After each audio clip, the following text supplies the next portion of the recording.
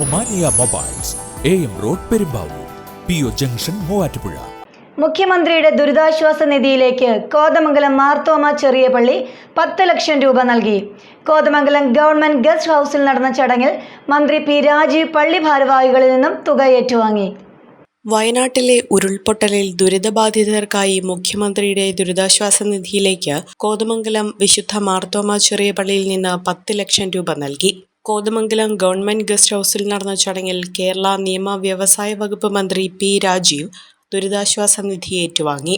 വയനാട് ജില്ലയിൽ ദുരിതമനുഭവിക്കുന്നവർക്ക് ഭവന നിർമ്മാണം, വിദ്യാഭ്യാസ സഹായം, തുടർ ചികിത്സാ സഹായം എന്നിവ മാർത്തോമ ചെറിയ പള്ളിയും പള്ളിയുടെ കീഴിൽ പ്രവർത്തിക്കുന്ന സ്ഥാപനങ്ങളും ചേർന്ന് തുടർകർമ്മ പദ്ധതികൾ നടപ്പിലാക്കുമെന്ന് പള്ളി ഭാരവാഹികൾ പറഞ്ഞു.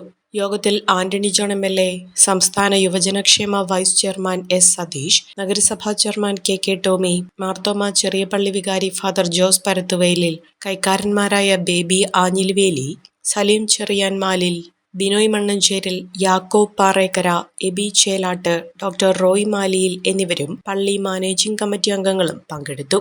നേത്ര സംരക്ഷണത്തിന് നമ്മുടെ അഹല്യ ഫൗണ്ടേഷൻ ഐ ഹോസ്പിറ്റൽ, കേരളത്തിൽ എല്ലായിടത്തും.